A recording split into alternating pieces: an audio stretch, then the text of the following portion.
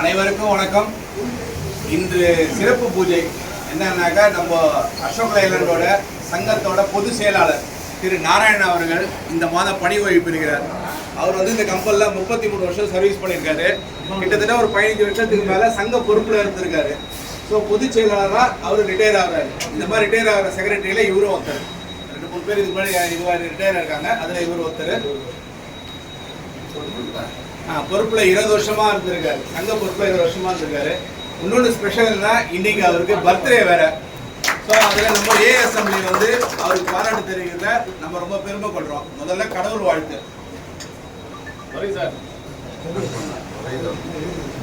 இஷ்டமான தெய்வமே, அரிகர ஈந்த செல்வமே ஐயப்பா,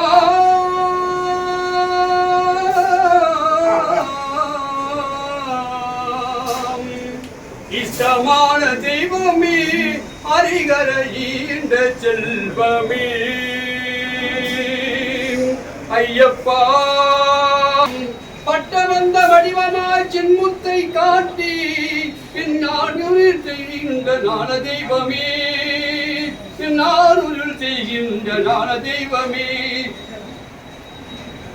ஐயனை அன்னையாக்கி அப்பனை தந்தையாக்கி ஆரூரில் செய்கின்ற ஞான தெய்வமே, சமான தெய்வமே, அரிகர ஈந்த செல்வமே.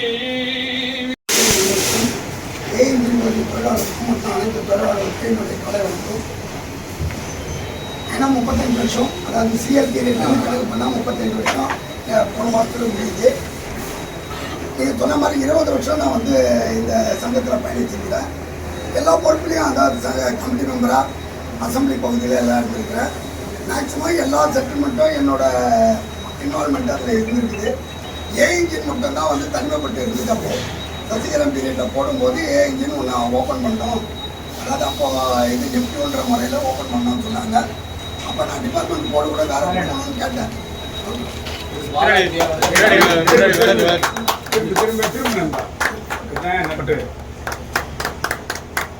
வரலாறு முக்கியம்.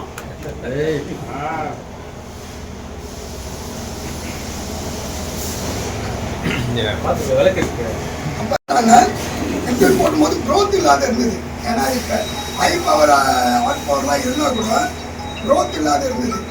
காலப்போக்கில் அதுக்கப்புறம் தான் வந்து ஏன் மாற்றினாங்க. அது ஒரு சிலர் சொல்லுவாங்க, ஒரு சில நியூமராஜிக்கல் அந்த நேம் மாற்றலாம், ஒரு சில மாற்றம் வருன்றது. அது ஏதோ உண்மையாக என்னன்னு தெரியல. இந்த ஏன் மாற்றம் ஒன்று இதுக்கான க்ரோத் வந்து நல்லாவே இப்போ இருக்குது. 4லேருந்து இப்போ 6 நம்ம பண்ணுறோம். அதுக்கான ஒரு செட்டில்மெண்ட்டும் இப்போ பேச்சு ஃபைனல் பண்ணியிருக்கோம். அது கம்பெனி எல்லாம் சொல்லியிருப்பாங்க. அதில் ஒரே ஒரு இளைஞர் மட்டும் இருந்து அதெல்லாம் அவங்க பேசிக்கிட்டோம்.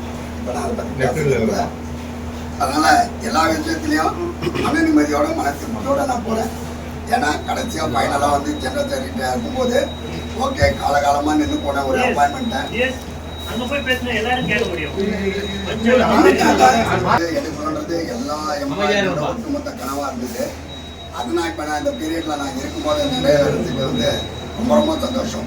2 வருஷம் இருக்கிறத விட எல்லாரோட வாழ்க்கையில் ஒரு குடும்பத்தில் ஒரு விளக்கத்துறது ரொம்ப ரொம்ப முக்கியம். அது நேற்று சுரேஷ் ஒரு வார்த்தை சொன்னார், எனக்கு உண்மையாக ரொம்ப ஆழமாக பயந்துச்சு. நேற்று இதில் பேசும்போது 6ல் நாம் வரும்போதெல்லாம் நேரடி உற்பத்தியில் எந்த இதுவாக இருந்தாலும் எம்ப்ளாயின்னு வந்தோன்னா அப்பாயின்மெண்ட் தான் எட்டாகணுன்ற ஒரு சூழல். அப்போ நம்ம எல்லாருமே வந்தோம்.